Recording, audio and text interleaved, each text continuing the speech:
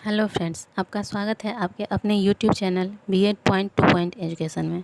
Friends, आज हम लोग पाठ्यक्रम के बारे में बात करेंगे कि पाठ्यक्रम का अर्थ क्या होता है, इसकी परिभाषा क्या होती है।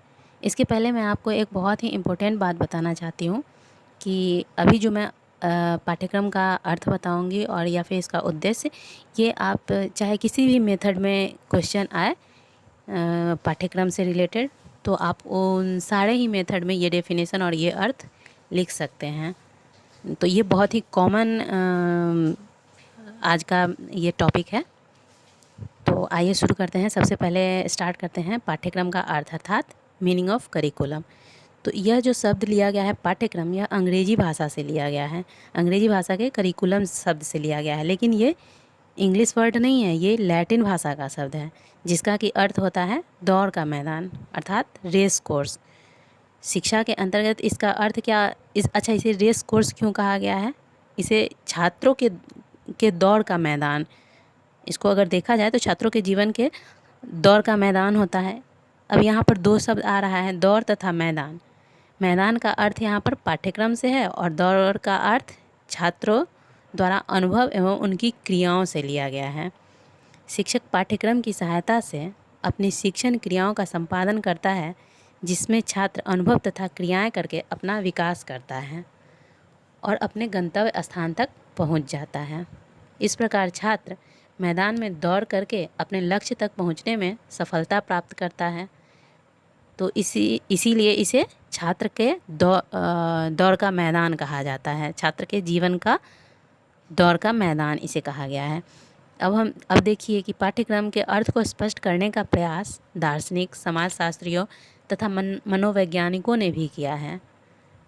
इनमें से एक आने साहब हैं, जिन्होंने पाठ्यक्रम के शब्द का अर्थ इस प्रकार बताया है। इन्होंने पाठ्यक्रम शब्द का अर्थ उन सभी क्रियाओं एवं परिस्थितियों से बताया है जिनका नियोजन एवं संपादन विद्यालय द्वारा बालकों के विकास के लिए किया जाता है। शिक्षा के उद्देश्य बदलते रहे हैं, इसलिए पाठ्यक्रम का अर्थ भी बदलता रहता है। अतीत में पाठ्यक्रम का अर्थ संकुचित था। कुछ विषयों में शिक्षा के प्रारूप को ही पाठ्यक्रम कहते थे, परंतु आज के संदर्भ में अधिक व्यापक अर्थ है।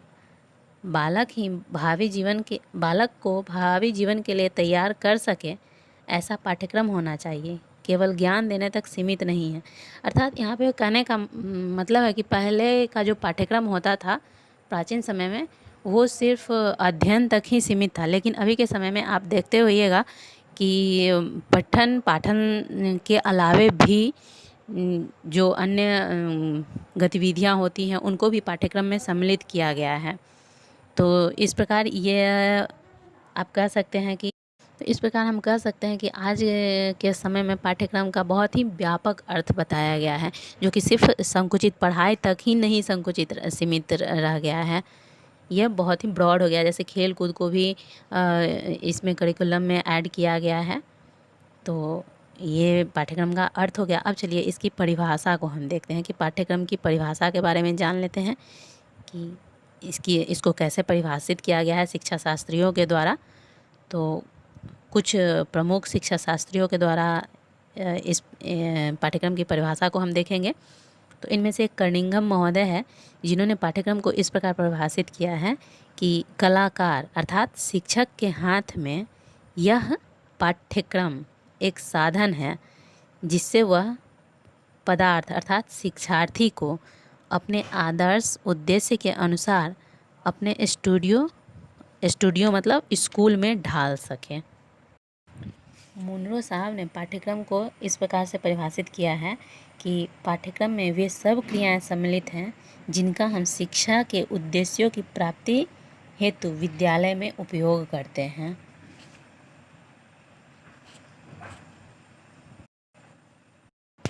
Curriculum includes all those activities which are utilized by the school to attain the aims of education। ये मुनरो साहब का कथन है। अब आइए देखते हैं हम कि हॉर्न साहब ने पाठ्यक्रम को किस प्रकार परिभाषित किया है। तो इनके अनुसार पाठ्यक्रम वह है जो बालकों को पढ़ाया जाता है। यह शांतिपूर्ण पढ़ने या सीखने से अधिक है। इसमें उद्योग, व्यवसाय, ज्ञानोपार्जन, अभ्यास और क्रियाएं सम्मिलित हैं। अब माध्यमिक शिक्षा आयोग ने पाठ्यक्रम को किस प्रकार परिभाषित किया है, तो वो इस प्रकार है।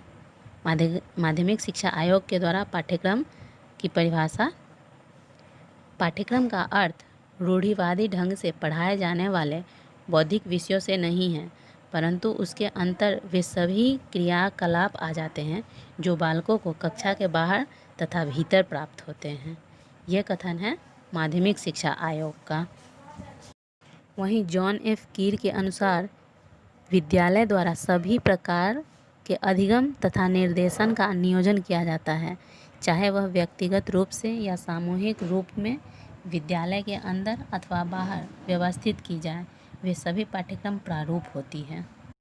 अब हम देखते हैं कि इन परिभाषाओं से यह स्पष्ट होता है कि पाठ्यक्रम केवल विद्यालय शिक्षण विषयों तक ही सीमित नहीं होता है, अपितु विद्यालय में